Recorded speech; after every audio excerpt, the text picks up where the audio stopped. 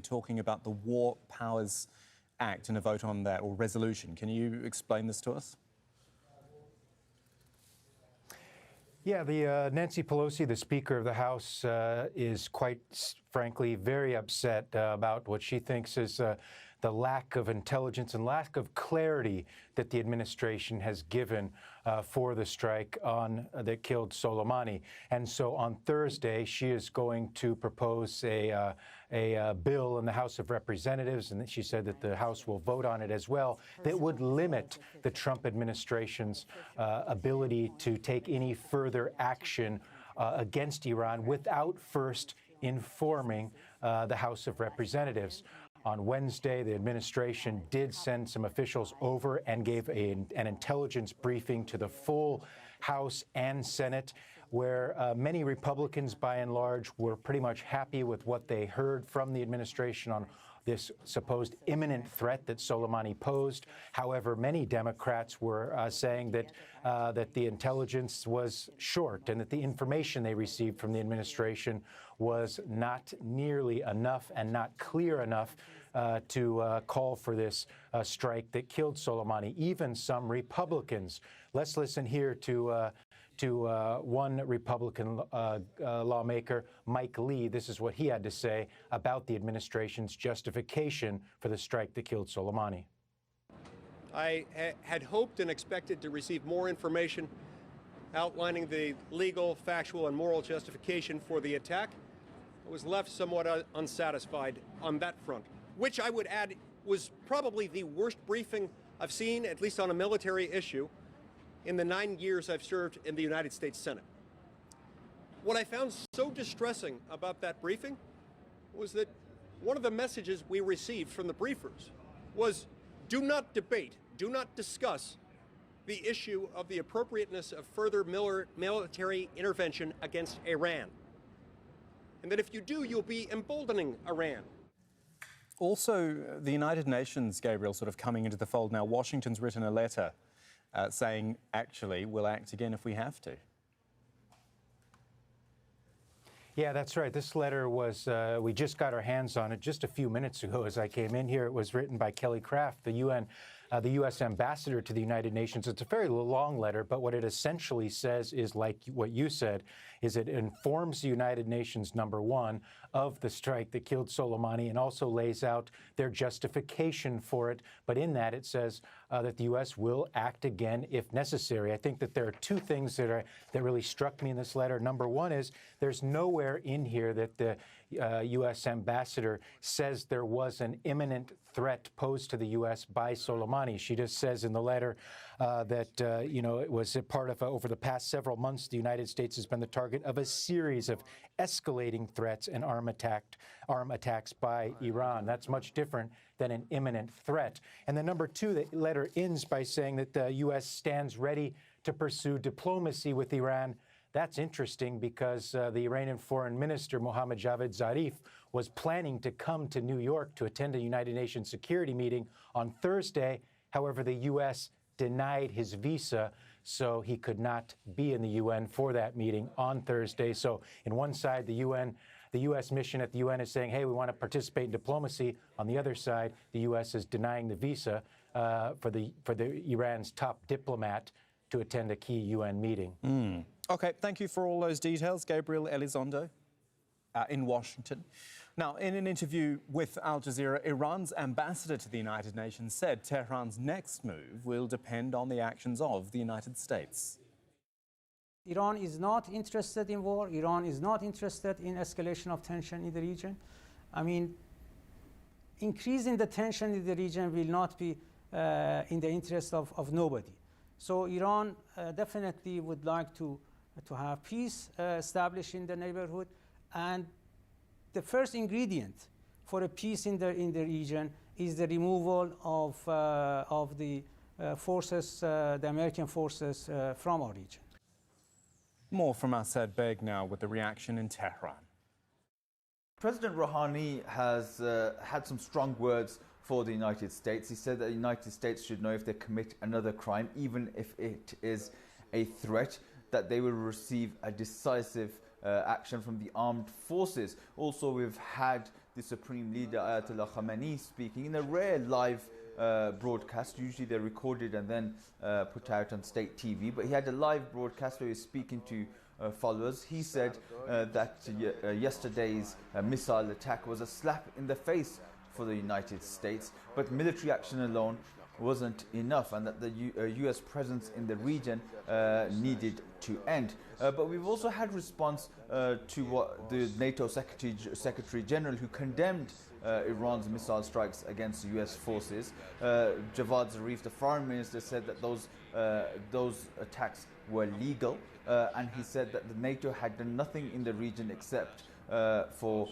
destruction and instability. But also the Foreign Office spokesman has said that that NATO had become a tool to justify US crimes and terrorism. So we're still having some very strong language come out from Iran, despite Donald Trump saying that Iran is standing down. Iran also released video footage showing them assembling the missiles and those missile strikes. And again, they're trying to appease public opinion here. People had been out on the streets over the last few days asking for revenge over the assassination of Qasem Soleimani. And the reaction goes further afield. Jonah Hull is in London and says Donald Trump used his speech to give NATO powers a dressing down for what he considers their muted response to the killing of Soleimani.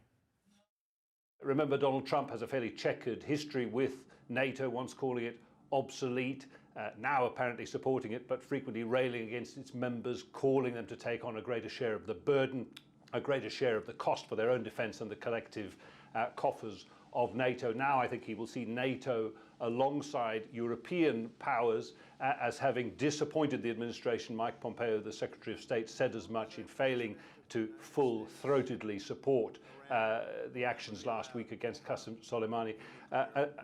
An opportunity, I think, in this address to give everyone a sort of dressing down here, a bit of naming and shaming. And in NATO's case, presumably, as I said, to take up some of the burden in Iraq, opening the door for the US possibly to draw down its forces there, something we know Donald Trump is keen to do, and something, of course, that we also know that the Iraqi parliament, at least, is keen for him to do. Some analysis now from Max Blumenthal, who is the author and editor of thegrayzone.com, an online website. He says it appears Donald Trump's strategy on Iran is to stick with the status quo. Donald Trump's speech sounded to me like an impersonation, a very slurred impersonation of Benjamin Netanyahu. It was rife with the kind of disinformation he's used to justify his maximum pressure policy. And it was bookended with a promise to sort of de-escalate this latest round, because even elements in Donald Trump's domestic base are in open revolt against escalation towards actual conventional war with Iran. Donald Trump couldn't even pronounce the name of the man that he called the worst terrorist in the world. But the most significant aspect of his speech today is a restatement of the maximum pressure policy of sanctions. And even hardliners in Washington agree that sanctions that were put in place in 2017, which almost every Democrat in the Senate voted for, are responsible for this escalation with Iran. It's left Iran with no choice but to begin to retaliate, because the demands that the U.S. has imposed on Iran for lifting the sanctions would mean a complete dissolution and suicide of its revolutionary government. So it's unclear when Trump or any of his allies talk about a deal what they mean, and it seems that they've completely shredded the JCPOA and alienated all of Europe. The JCPOA is just now this hollow hulk of a dead mess that probably will never be revived. Now, loud blasts have also been heard in the Iraqi capital, Baghdad, on Wednesday night. 3 rockets fell inside the heavily fortified Green Zone, which houses government buildings and foreign missions. Caused a fire, but no casualties were reported. Coming up, the rest of the day's news. There are calls for an urgent ceasefire in Libya by Sunday. And Al Jazeera sits down with the Venezuelan opposition leader Juan Guaido, who says President Maduro is using force to hold on to power.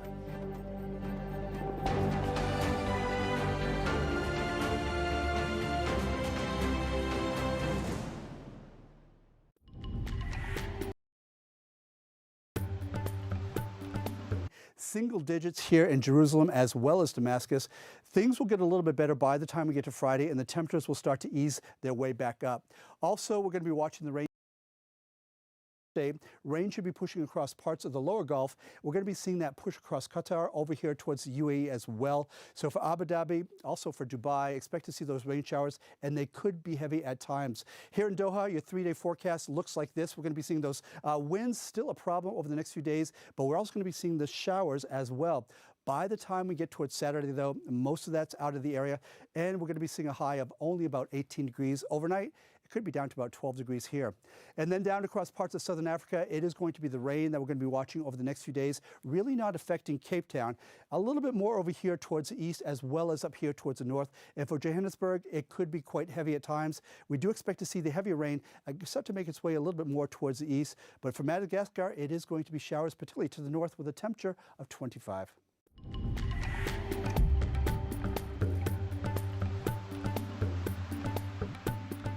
When was the last time you were out on the streets protesting? Whether online. You feel the weight of the system when you walk through each and every level or layer further and further into the jail. Or if you join us on set. Re-entry has to start from day one, whether, again, you're in detention or you're incarceration. This is a dialogue. Everyone has a voice.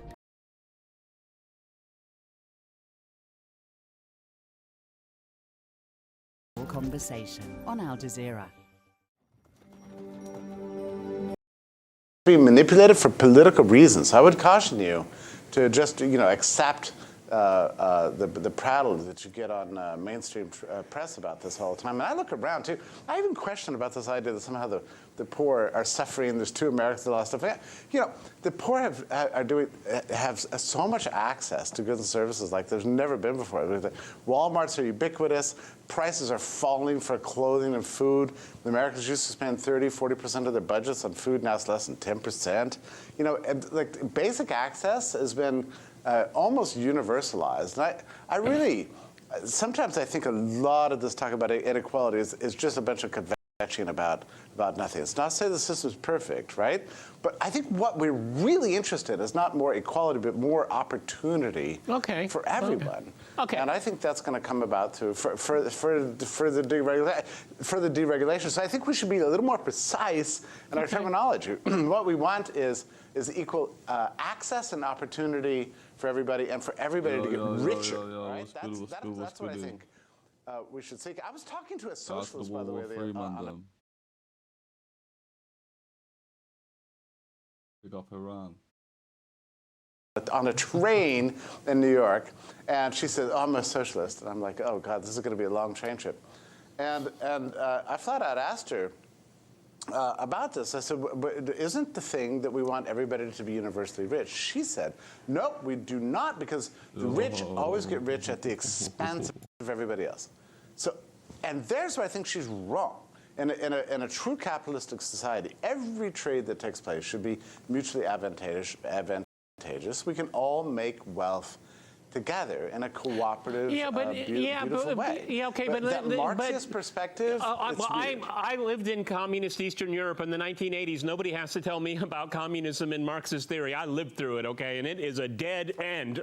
Full stop, okay? Yeah, right. Okay, Pi. A lot of inequality too, right? A lot of inequality. There was an enormous amount of inequality under communism, okay? Absolutely. Let me get I want to keep with the inequality question. Let me go to Pi here. But there's the perception. I agree with.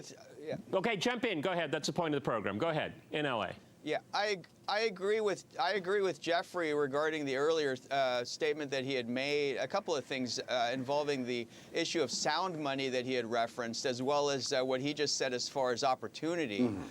If you're lazy and you don't want to work, then there's really kind of no need to kind of apply the balm of equality to you. However, if you want to be socially mobile and you're willing to work, you should be able to have some advantage within a genuinely capitalistic society. Agreed. The problem is we don't live right now currently in a genuinely capitalistic society. Jeffrey should really reevaluate what we're genuinely living in. The Federal Reserve is as socialistic of an institution by definition. I mean, Marx was very pro-central banking. I agree with that. As can exist, and is being socialistic, again, as we had referenced earlier, towards a very, very small percentage of people that have pristine, unprecedented levels of insider information and share it amongst each other, and have managed to gain aggressively over the past, certainly over the past decade, let alone really since the dot-com bubble burst.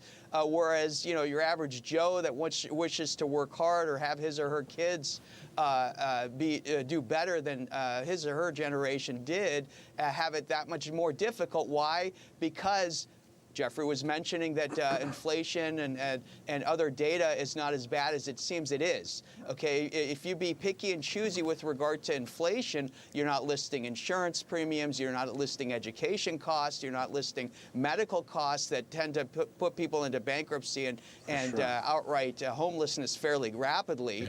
Then you know you're being totalitarian, and I use that word tactically. You're being totalitarian with regard to information dissemination. To quote your, paraphrase your guest in the Midwest, you need, you know, the Smithian morality that was referenced earlier resides on a bedrock of proper, transparent, credible, honest information. And the worse the system, the bigger the lies. And we're suffering from systematic lying from the Fed and the Bureau of Labor Statistics and others on down to the point where people aren't able to plan. The currency itself is so catastrophically debased that we don't even know what it means anymore, and it's by design in order to then replace this dollar that's essentially a used wet dish rag by something digital, non-transparent, auditable and turn-offable, for lack of a better word, vis-a-vis the blockchain within the next several years, because the powers that be know what they're doing. They've known that the dollar, the fiat dollar per se, is going to have a shelf life to it. That's why we went off the gold standard back in ~71, and that's not coincidental, the timing of that, with regard to you know, gradually dissipating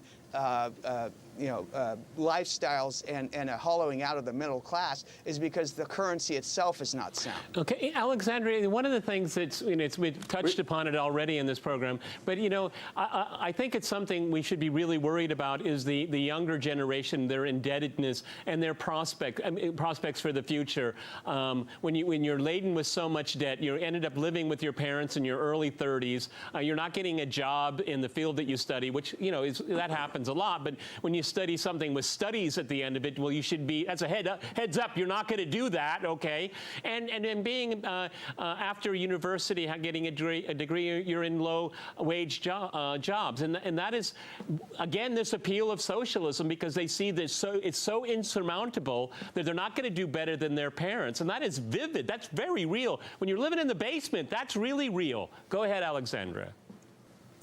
I think you're right, Peter, that this issue of rising student debt and a dearth of well-paying jobs has contributed to mistrust in a free market system as being a system that works for everyone. I absolutely agree. But, I mean, as was mentioned by my fellow panelists just a few moments ago, objective measures of standard of living are up. I mean, we're living longer. We are more educated. You know, a litany of these touchstones for general physical well-being and objective standards of living are up. Yet, I think what's important to keep in mind is that we are not just, you know, physical beings. We're social beings. We're spiritual beings. We're emotional beings as well. And we do have this sort of crisis of meaning. Where, I mean, a few moments ago, Peter, you talked about the family. Like, how do we support the family? We see the family breaking down, the church breaking down, communities breaking down all across the country. And I think that people are displacing. Like, these are the traditional foundations of where people derive their meaning from, and without those, people are looking to ideology. I think this describes the rise of socialism and tribalism and other radical ideologies as well. And you also mentioned a little while ago, Peter, Eastern Europe and your time there, and I think that's a really powerful illustration. There's a great book by a gentleman named Ernst Gellman called "The Conditions of Liberty," where he talks about this struggle in the post-Soviet era, where in the West we were well-meaning and tried to airdrop these democratic and free market institutions on these post-Soviet countries, and they didn't work because there was this lack of community, this lack of social trust, this lack of civic bonds between individual citizens that have been so corroded by years of mistrust under communism. And so I think it's important, back to this Smithian point, that any system is only as strong and as individuals and individual communities as well. It's kind of a twist on that great Churchill line. Capitalism is the worst of all regimes except for all the others. Okay, but let's go to Jeffrey, go back to Jeffrey in New York. But the other one that's being touted so much is socialism. And on this program, we've made a number of programs on the appeal of it. I mean, I find it abhorrent, but it does get a lot of traction. And we have presidential candidates speaking about it in the most positive way. And I think that is a disastrous path. I mean, I think capitalism as it exists today, echoing some of the things that Pai have said, needs to be reformed and modified. But don't throw it all out. No way. Because I saw the past. Yeah, right. I saw the past, and it failed. We'll give the last minute to Jeffrey. Go ahead. Yeah, it's been unbelievable to see the rise of socialist ideology in the last 10 years in the United States. I remember when it all collapsed in 1989. I thought, well, we don't have to worry about that anymore. Nobody's going to be a socialist anymore. Well, here we are, and socialism is in all the academia. Young people are supporting it. I'm not even sure they know what it means. Maybe it means rule by social media or something. I don't really know. But socialism was newly popular, and I worry about it. It's an absolute cancer. I do think it is, first of all, it's an academic sort of exercise that's coming out of the universities, which are largely subsidized by government and by this terrible student loan problem, which is a very serious issue, which is itself a socialistic institution, because kids are getting themselves massively in debt and six figures and barely getting their degrees, not using the degrees once they get out of college, and then they get really bitter because they've got another 20 years of payments coming out of them. They can't declare bankruptcy. If they don't pay them, there's criminal penalties. Okay, that's all. Like normal it's all the time we have here. It's all that. I'm sorry we run out of time, but I want to end on my own note here. That educational system is a fraud, and it should be ended and defrauded. Okay, that's all the time we have. Many thanks to my guests in New York, Los Angeles, and in Indianapolis, and thanks to our viewers for watching us here at RT. See you next time, and remember, crosstalk rules.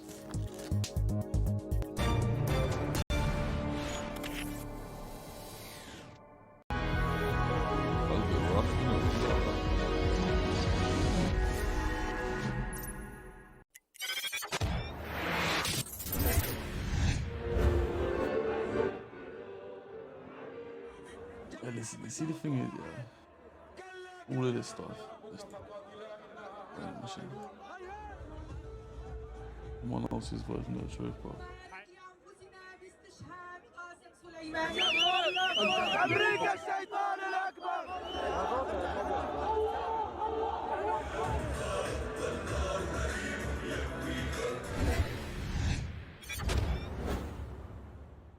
Join me every Thursday on The Alex Salmond Show, when I'll be speaking to guests on the world of politics, sport, business, and show business. I'll see you then.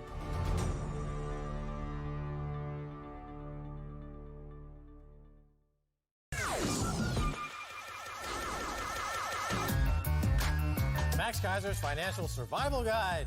Stacy, let's learn about bailouts. Let's say I'm the Troika and you're Greece. I'm Greece. I'm bankrupted by Wall Street fraud. Thank you for helping. You're not a friend, Troika. That's right. Bailouts equal debt slavery.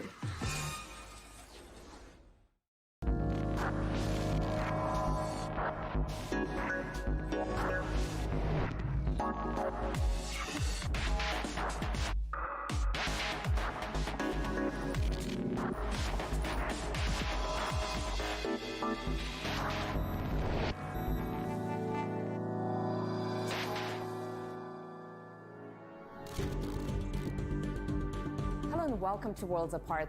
The war in Syria may be winding down, the level of violence has subsided dramatically, but a return to normal life still seems like a pipe dream. After almost a decade of proxy war, is Syria now doomed to years, if not decades, of proxy peace? Well, to discuss that, I'm now joined by Peter Maurer, President of the International Committee of the Red Cross. Mr. Maurer, it's always good to talk to you. Thank you very much for finding time. Thanks for having me. Now, you are now in Moscow to take part in a workshop that deals with what essentially are the laws of war, the Geneva Conventions, but this is not how this event is officially called. Instead, it makes reference to international rules governing military operations. Is it just me quibbling over semantics, or has there indeed been a shift on the battlefield from the laws to the rules, with the latter, I assume, being less restrictive? Well, I think there have been many shifts in the battlefields over the last decades, and recently we have seen that it is more important than maybe just to teach the generalities of laws as enshrined in the Geneva Conventions, to look much more in detail at the ground rules, at the rules of engagements that militaries have in the battlefields, to compare notes, to look at good experiences as well, which have proven to protect civilians better than others. And I think this is what this workshop is very much about. I think you have seen we bring together more than 100 3- and 4-star generals from over 70 countries with which we entertain regular contacts, but also which are engaged in their day-to-day life into military operations. So it's an exchange of experience and expertise. And a practical exchange, I assume. Very practical exchange of expertise. This is the first time that this workshop is being held in Russia, with Russia's defense ministry acting as the event's partner. And I assume there are lots of people and countries who don't like Russia's defense ministry as an entity, let alone its conduct in military zones such as Syria. Have you experienced any pushback on holding this specific event in this country? ICRC has no likes and dislikes of ministries of defense worldwide. But I'm sure you're dealing with a lot of internal intrigues. We do have, we appreciate the contacts with militaries of defense, with armed forces. That's the core activity of ICRC, and we have been very appreciative after some explanations also over the last 2 years to have agreement from the Ministry of Defense to host this workshop. I think it is important that armed forces who have practical experience and who are engaged in today's military battlefields are at the same time host, and it gives credibility to a workshop. I had the privilege of interviewing you before when the Syrian conflict was at its nadir and when the criticism of Russia's military conduct in Syria was very loud, very prominent. As this war is now drawing to a close, hopefully drawing to a close, in large part thanks to Russia's own efforts, how would you characterize Russia's observance of the laws of war in Syria on itself and relative to other partners, other actors? Well, you can easily imagine ICRC is not here to judge. We articulate concerns, and obviously one of the big issues that we have seen recently in Yemen, in Iraq, in Syria, in all the contexts in the Middle East is, for instance, urban warfare. And so one of the big questions today, also in the experiences of the past couple of years, is always what are and what do the classical principles of international humanitarian law, distinction, proportionality, precaution, mean when you are confronted with urban contexts of warfare, with densely populated areas in which you use modern technology, modern weapons, and what are your obligations to precaution? And that's obvious that ICRC, as an advocate for protection of civilian, may not always have the same appreciation and the same exactly coordinates to judge military operations as militaries do. So it's really about this dialogue between a humanitarian protection perspective and the military necessity perspective. Now, there has been no one who's been lambasted more for supposed disregard, total disregard of the humanitarian law than the Syrian authorities. And I take it from some of your interviews that this phrase, total disregard, may not be accurate in describing the stance of the Syrian government. In fact, I know that the ICRC has done a study looking specifically into where when the law was upheld and when it was broken in the Syrian context. Do you understand now the drivers, the incentives, and the hurdles that allowed or not allowed the Syrian authorities to respect the international humanitarian law in the context when it was very difficult, you have to admit it, it was very difficult to respect that law? ICRC is not an advocate of generalizing condemnations or generalizing praise on international humanitarian law. We are very much aware, and have been for 156 years now, of the complexity of the battlefields and the difficulties as technologies, battlefields, actors, and contexts evolve to apply the basic rules of international humanitarian law. So each case has to be looked at individually. We don't have armed forces or armies or non-state armed groups just only disregarding international humanitarian law. This happens very rarely. We don't have those who respect perfectly. So we do recognize that the Syrian context has always been a difficult context. It's a context of fragmented actors, of multiple actors, of unclear chains of command, certainly on the level of non-state armed groups, but even complex chains of commands in the Syrian, on the side of the Syrian army. We have seen the complexities also with Russia's involvement in Syria of how you partner with amongst two armies and where are the roles and responsibility of each one of those armies. And I think this workshop that you have alluded to is a great opportunity to look in detail at some of these complexities. Well, this workshop will not be publicized, so I'm trying to get some information of you for the benefit of general audience. You mentioned those principles that guide the legal use of force in an armed conflict. One of those principles, I assume, would be military necessity as well. And I think all the militaries operating on the Syrian battlefield would claim that they take all these principles into account. Who is there to judge whether they do it appropriately? I think it's not about, again, it's not about the judgment. It's How about is it not looking, about the judgment when it's this about is looking at your rules of engagement and see what you can introduce in your decision-making process to have at the end of the day better results. I don't think that the end result is the effort of ICRC. The process is the effort of ICRC, looking at what are the precautionary measures that you can introduce. I give you an example. There is a big question today in armed forces on where you introduce, for instance, the lawyers, the practitioners in the decision-making process. You can introduce them at the beginning, you can give them a last word at the end, whether a military attack is in conformity with the law. You have different results. You can, for instance, in urban warfare, you can have longer or shorter or no warning periods for the civilian populations.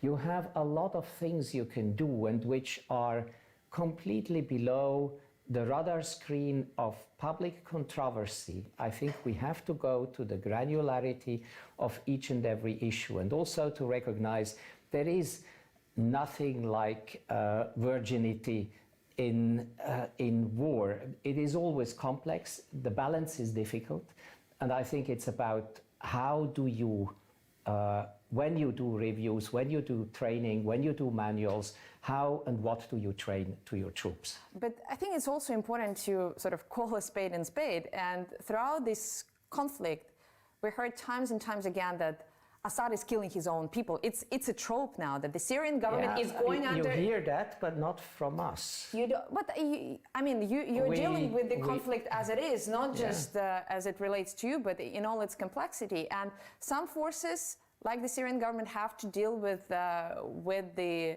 security challenges openly.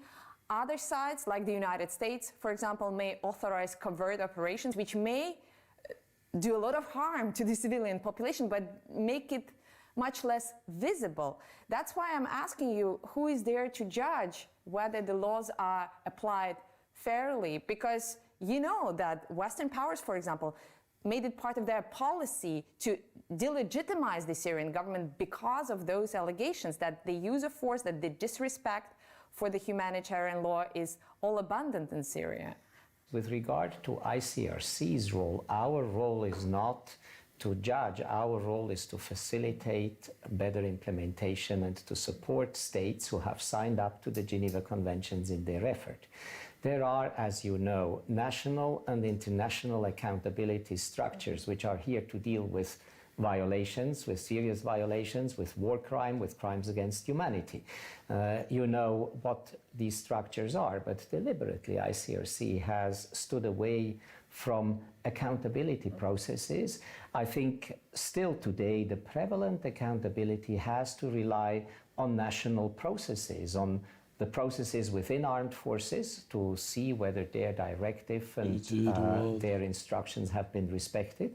And in case you also know that there is an international criminal court, there are procedures internationally to deal with war crimes and crimes against humanity. But which are rarely, again, deliberately, there are two avenues with regard to the respect of international humanitarian law, and ours clearly with regard to our mandate from the Geneva Convention is the one on supporting and facilitating implementation, and this is a different pathway than the accountability your diplomatic pathway. self. Let me ask you then a specific question, because there is one battle that's been constantly postponed in the Syrian war. I'm talking about the battle over Idlib. And I heard you say that due to the interrelatedness between the civilian population and the rebels, you personally cannot imagine how a lawful war can be waged in Idlib.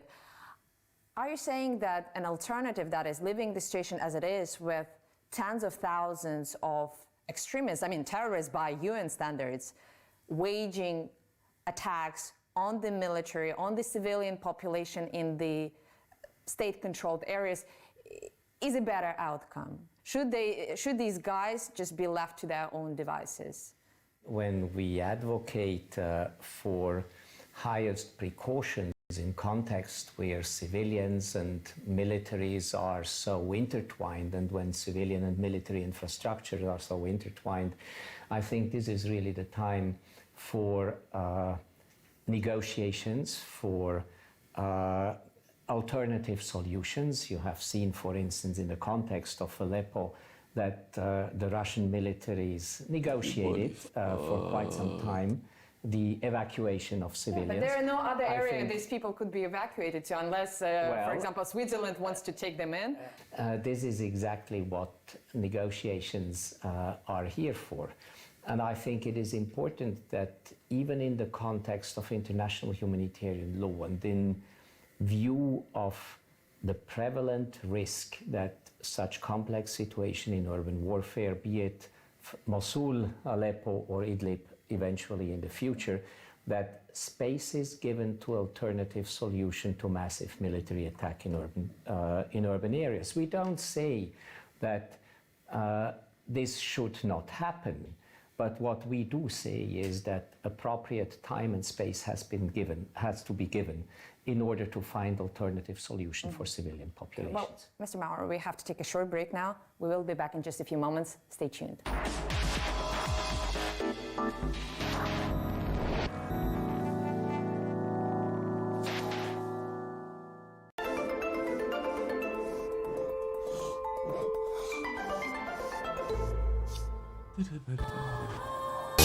Plus all the analysis to help you understand forces driving global economies. The daily business news you need, only on CMA. This segment is brought to you. President in Iraq. So it's so divided, especially as we saw like 2 days ago, the parliament session, when we saw only out of 328 members, only 170 showed up, which is all of them was from one bloc. And we know that actually they were all from the Shia bloc. So basically, this is actually the issue that Iraq facing, and we end up, the country end up in a proxy war between Iranians and Americans, and pro-Iranian militias included.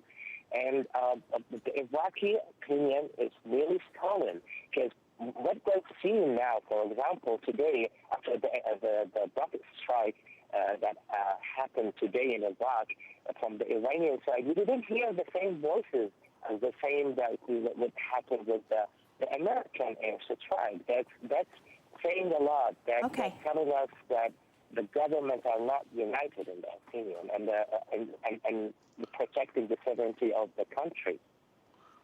Hugh, I'm just wondering where the anti-government protests are standing right now, where Iraq is under a different kind of a threat because of the back and forth between Iran and the US. I'm going to push that. I'm going to push that. I'm going to push that to Ayman. Thank you. Thank you. I'm going to share that with that idea with Kiwa. Stand by for a moment, Ayman. Thank you. The protest started with the slogan "Uridu Watan," I need a homeland. Give us our country back.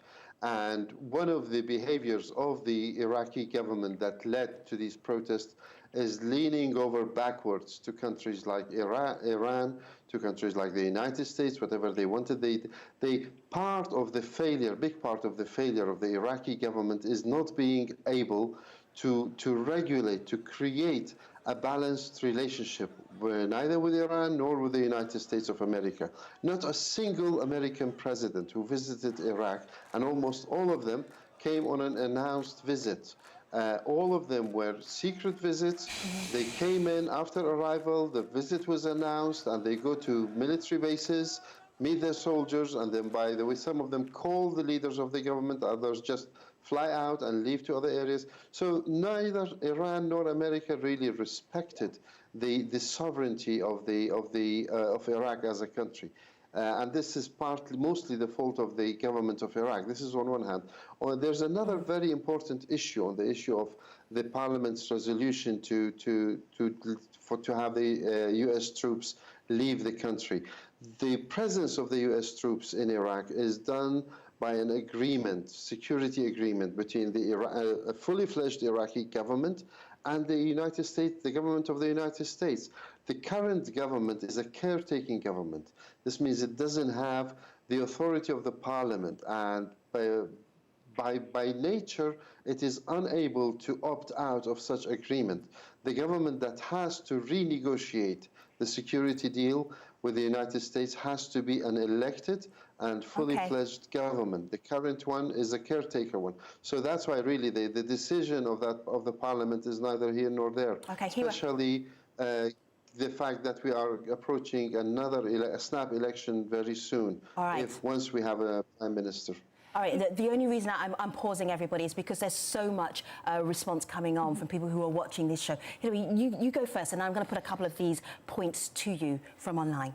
I think the point is very important that for President Trump, and I think maybe unfortunately for Americans even more broadly than that, the relevance of Iraq as an individual sovereign country is really falling by the wayside. And I think that was dramatically shown in President Trump's response this morning to the Iranian retaliation for the killing of Qasem Soleimani and the other Iraqis who are in his party. Trump said this morning that it really wasn't a big deal. They just struck Iraq.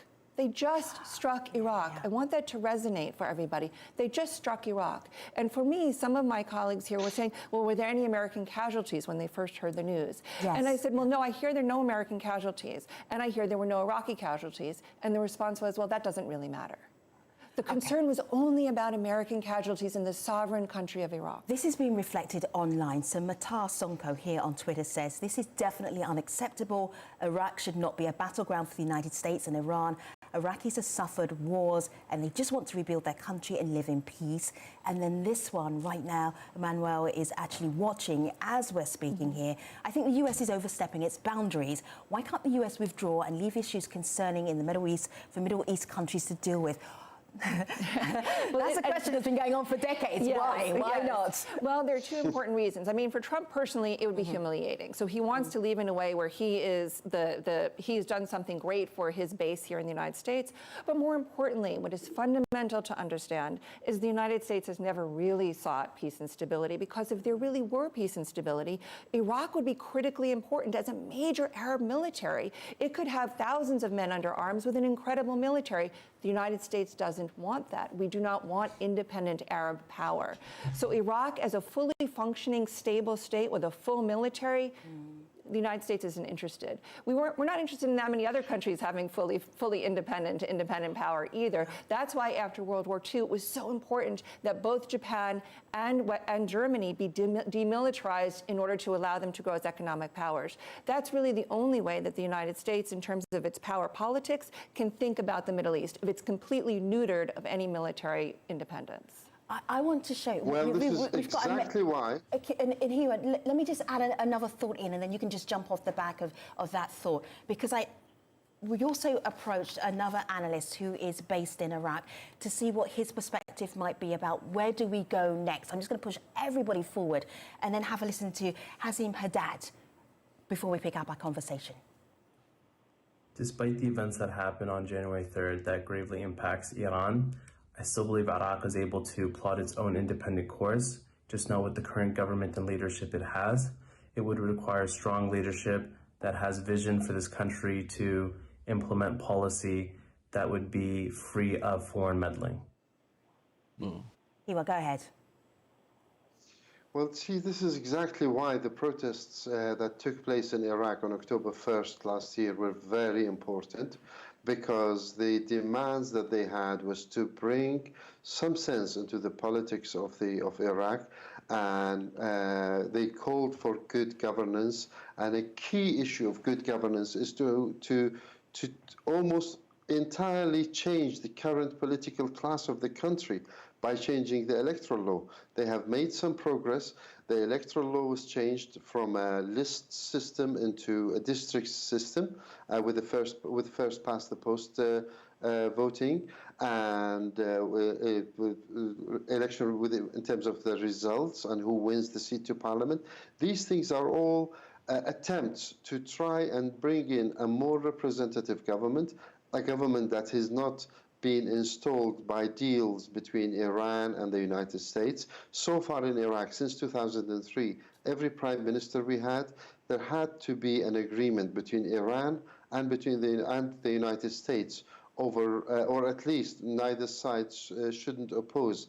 And with this kind of in this kind of selection process, whoever comes to power will be weak, will be indebted to either Tehran or to Washington, and they would not really have the interests of the country at heart as a priority, as we have seen. I mean, the Prime Minister yesterday, he receives a phone call from the Iranians that they are going to bomb, and then he receives another phone call from the Americans. He became like a phone operator. This is not the job of a Prime Minister, to receive phone calls and say, I'm gonna be bombing your country. He should be having a much stronger stance. He should not be listening to the hardliners or the pro-Iranian militias who are bullying the political process in Iraq and trying to push things in their direction or in the direction that satisfies Iran. And they break hell loose when Iran attacks, when America attacks Qasem Soleimani on Iraqi land, but then they do nothing when it comes to Iran attacking U.S. bases in Iraq. So there is a really weak government here in Iraq, and this is exactly why the protests are ongoing, and they will only become stronger. But the serious worry now for everybody. Hiwa, take a pause for a moment. I hear Ayman, and I want to get that protester voice into the conversation, and also show you right now. Just have a look at what's happening here on YouTube. The conversation is moving so quickly and so fast. Ayman, I'm going to pull out one comment there from YouTube, and that is Jeremy Cookson's. He says that there are two factors in Iraq, and the people are split, and it's annoying to him that the media isn't representing this. Is there anything else in the way that you're seeing the media covering what is happening between Iran and Iraq and the US that you really want to tell our international community? Very briefly, go ahead. Okay. Let's face something very important, that actually on the political arena in Iraq, the main actor is actually Iran. Since 2003, when America changed the regime without any exit plan, Iran took over all the political arena in Iraq, and they grow up a huge network of politicians with actually 100% loyal to Iran, and they are passing and they're delivering all the messages that Iran wants in the MENA region. And we're talking about these countries, Iraq, Syria, and Lebanon, and Yemen as well. So it was actually the first demonstration that happened, not only in 2018, let's go back to the roots, and we would see there's a protest and there's demonstrations happened in 2014, 2015, 16, 17, and there's 18, and there's 19 as well. If you go to the headlines, we will always see that there's a people who are demanding to stop the Iranian, the huge influence on the Iraqi politician arena. And this is actually what we wanted to stop since on the 1st of October. Now the agenda is a little bit changed, and the demands, they are still the same, but we moved it to another level, which is stop being Iraq as a proxy country where America and Iran can solve their problems here. Okay. So, and the sovereignty of the country. We are expecting a huge demonstration is going to be happening on the 9th, which is going to be this Friday, and you will see what actually kind of demands it will be on that day. All right, Ayman, I'm going to leave it there because we do not know. We are ahead of time there, so thank you for that, for telling us about the protests still continuing. Hillary, via this tweet here from Sawa Nasri, he says, in my opinion, Iran meddling into the affairs in Iraq has created the chaotic situation. Iraq has lost its identity. It's now become an Iranian launch pad with sectarian conflicts that rock the country. No one wants a stable Iraq, especially the neighbours. So that's his perspective. I am just wondering, knowing from your government experience, from administrations from both sides of the aisle, what is happening in the State Department today? They're very concerned that the project, the American project in Iraq, is really about to collapse. Now, I think for many outside of the State Department, the idea that the United States invaded this country in 2003 and therefore is not responsible for any of the problems is a little bit, would be a little bit odd. And the idea that there are Americans that are invested in the success of Iraq would similarly be odd. But there is a generation since 2003 of American diplomats, of American soldiers, of Americans across the government spectrum who have invested, who have gone on 2 or 3 tours of duty, whether for the military or the diplomatic corps, who feel an investment in Iraq and see it really on the precipice of collapse today. All right, I want to show you this right here as we continue to look at the conversation that continues here online. I just want to get a closing thought from Hiwa, and I mean in a sentence, because you are reporting this story from inside Iraq. What are you expecting to happen next? In a sentence, Hiwa. Well, what people of Iraq are hoping not to happen is that if this saga between Iran and the United States continues, the pro-Iranian proxies in Iraq who have been killing protesters, who have been trying to overcome the protesters, are bolstered, are empowered, and they can take over the process in the country because they are the hardliners.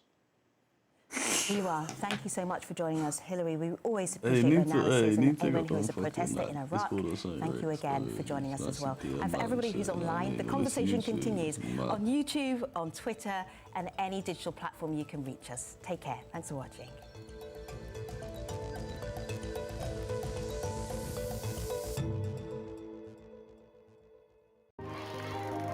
Capturing a moment in time. Snapshots of other lives, other stories.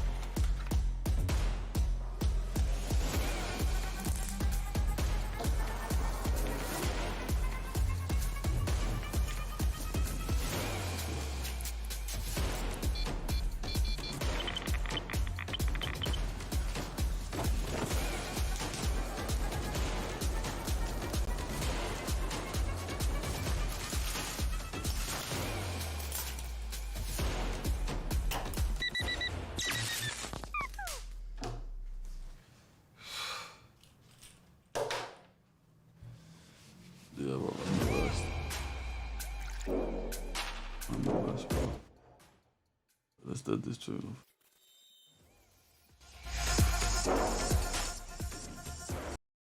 Proper that true.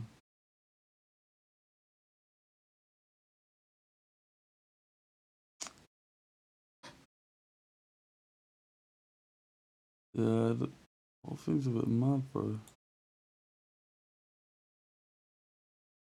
I mean, things are never as they seem, really, are they? Bro.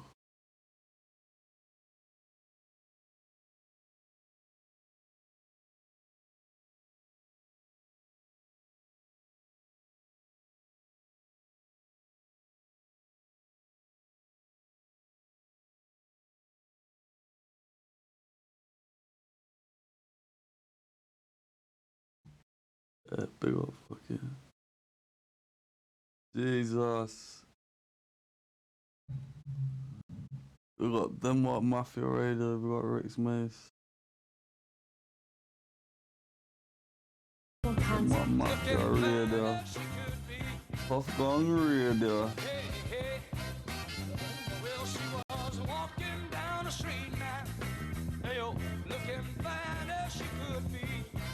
Puff Gong Radio.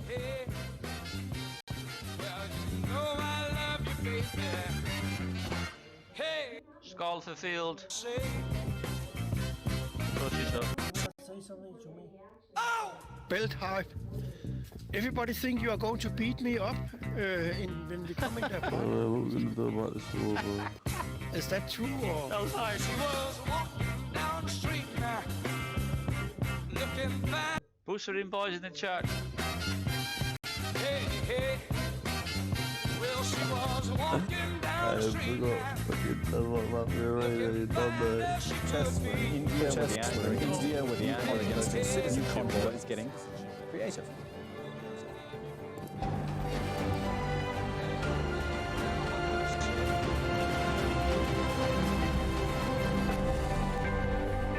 Hello everyone, US President Donald Trump says Iran appears to be standing down after a series of airstrikes on Iraqi military bases, hosting US troops. The strikes were in retaliation for the assassination of the top Iranian commander Qasem Soleimani. Also, Washington has now risen to the United Nations, reiterating it will act against Tehran again if necessary. Our White House correspondent Kimberly Howe begins our coverage from Washington. With the U.S. and Iran edging dangerously close to war, President Donald Trump proclaimed that Tehran appears to be standing down. Trump gave no indication that the United States intends to strike back hours after Iranian missiles used by bases in Iraq. Suffered no casualties. All of our soldiers are safe, and only minimal damage was sustained at our military bases. It was a stark contrast to the president's threats of retaliation without hesitation that have dominated his Twitter feed in recent days. Instead, flanked by top advisors and generals, Trump made a surprising suggestion that members of NATO to become much more involved in the Middle East process. It was an astonishing claim from a president who once called NATO obsolete. He also encouraged U.S. partners and allies to abandon the JCPOA, an agreement put in place in 2015 by world powers to limit Iran's nuclear program.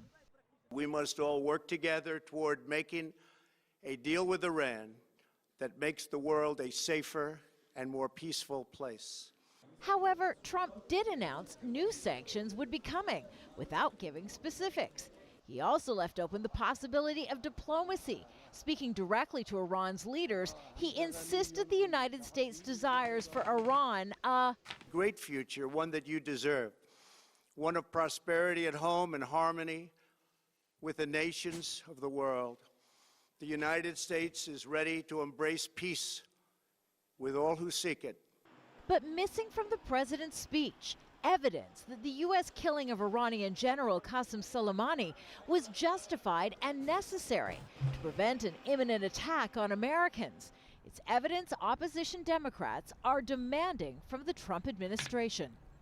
also absent a clear strategy, something the administration has promised to provide in closed-door briefings on Wednesday to members of Congress, including top Republicans. Iran didn't just take an off-ramp, they took a U-turn because they know they have no capability to fight against America. At least based on the presentation that was made, it does not meet what I consider to be an imminent threat.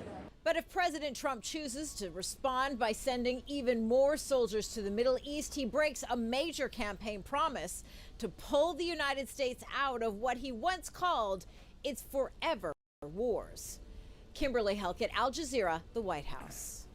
More with Gabriel Elizondo in Washington now, and actually a few developments on Capitol Hill as well, Gabriel. The War Powers Act, which House Leader Nancy Pelosi is talking about. Can you take us through that?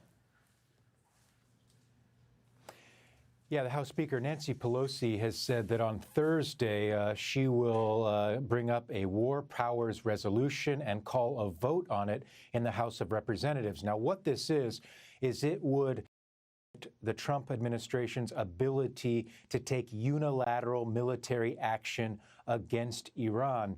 Pelosi and many politicians, particularly Democrats, were furious that Trump took this, called for this assassination of Soleimani without informing Congress in advance.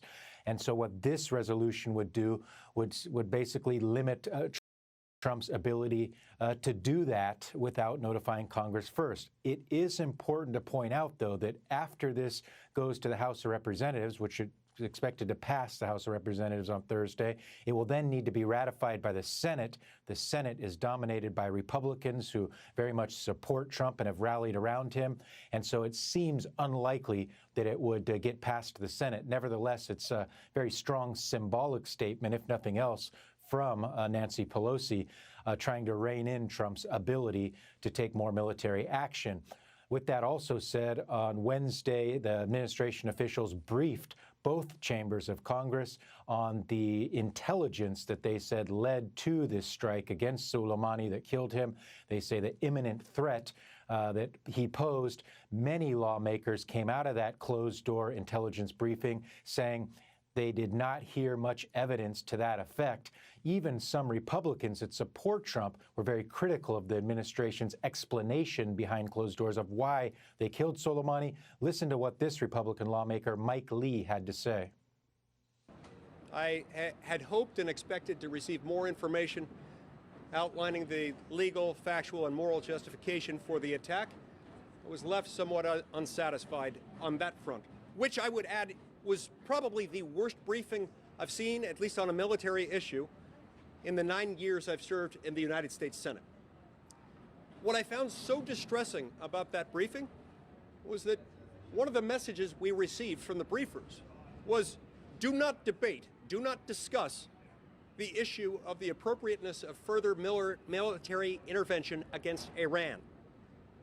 And that if you do, you'll be emboldening Iran. And then this letter, Gabriel, which the White House has written to the United Nations. What's in that? Yeah, it's actually a letter that was written from the U.S. ambassador to the United Nations. This letter came out late on Wednesday. It said that the U.S. reserves its right to take more military action against Iran should it be necessary. It was a long letter, but there are two quick things in there that really struck me. Number one is the justification that the UN ambassador, the U.S. ambassador to the UN gave for the strike killing Soleimani was basically a series of threats by Iran against the United States, and she laid out several dating back to July of last year, but nowhere in there did it point to any evidence of Soleimani being an imminent threat to the U.S., as Trump has said. Also, the letter ends with the ambassador saying that the U.S. remains open to diplomacy with Iran. However, when Iran's top diplomat, Mohammad Javad Zarif, applied for a visa to come to the U.S. On Thursday to attend a UN Security Council meeting, the U.S. rejected his visa, so he will not be here for that. Thank you for all those updates, Gabriel Elizondo in Washington.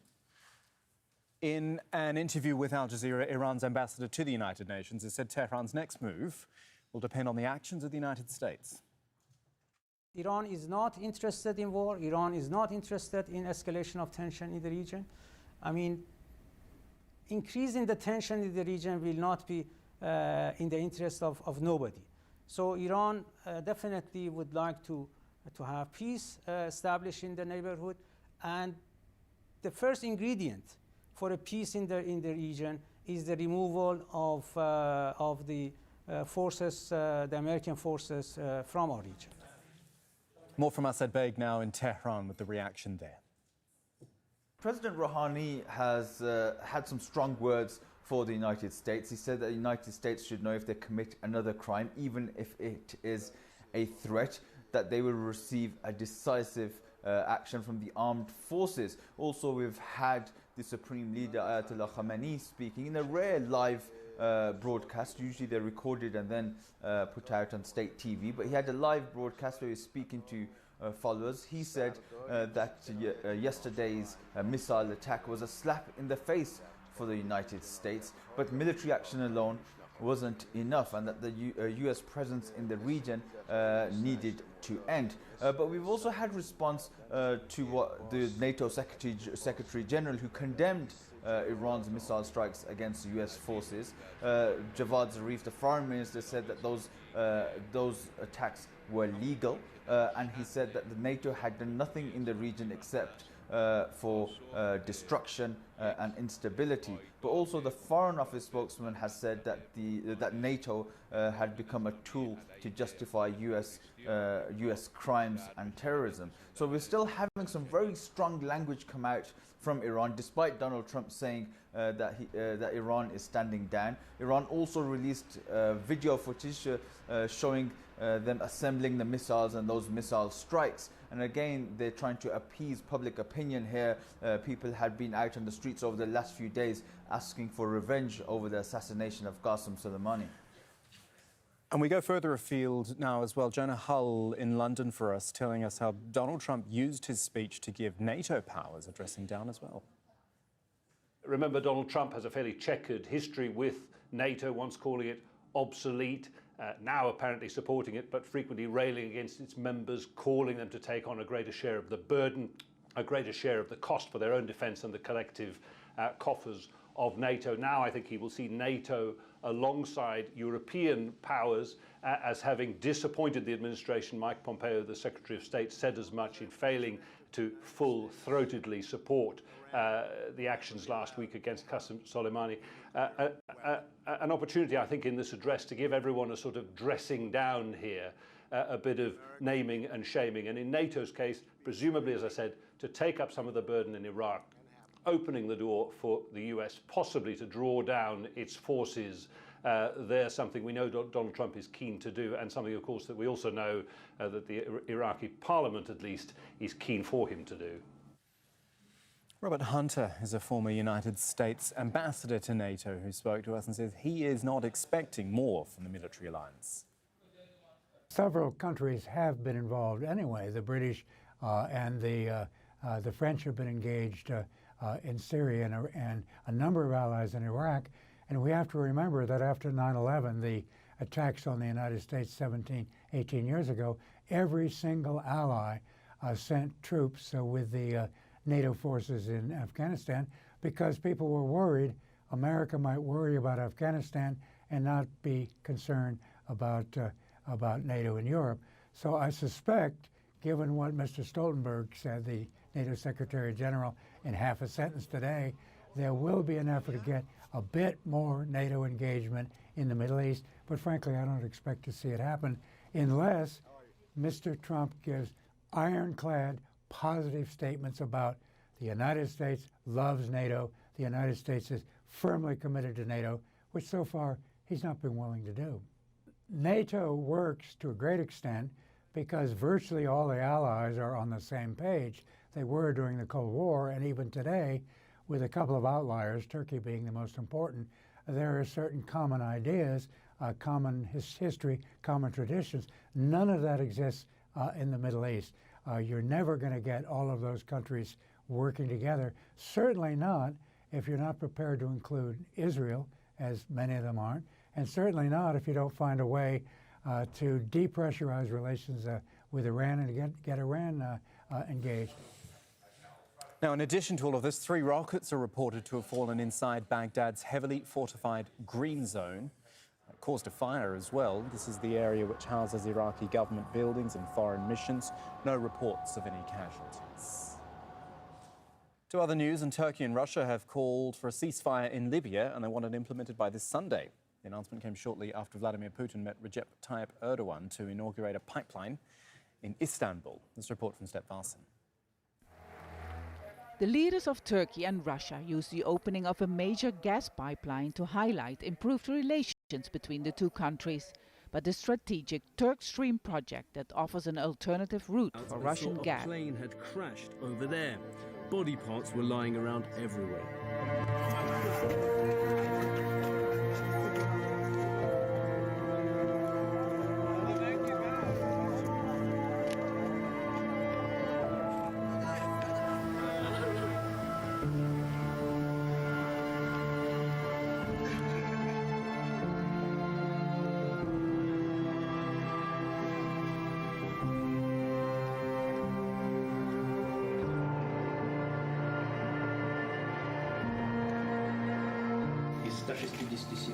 Out of 167 passengers, 2 are Ukrainian citizens. Other passengers are citizens of Canada, Iran, Germany, Sweden and Afghanistan.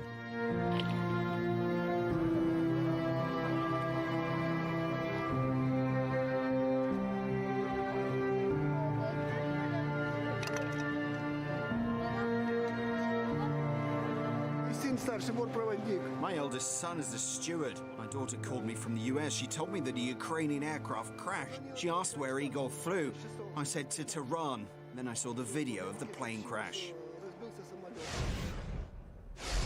Hundreds of women and men are reportedly being sexually assaulted in mixed wards in England's National Health Service at the rate of 1 attack a day.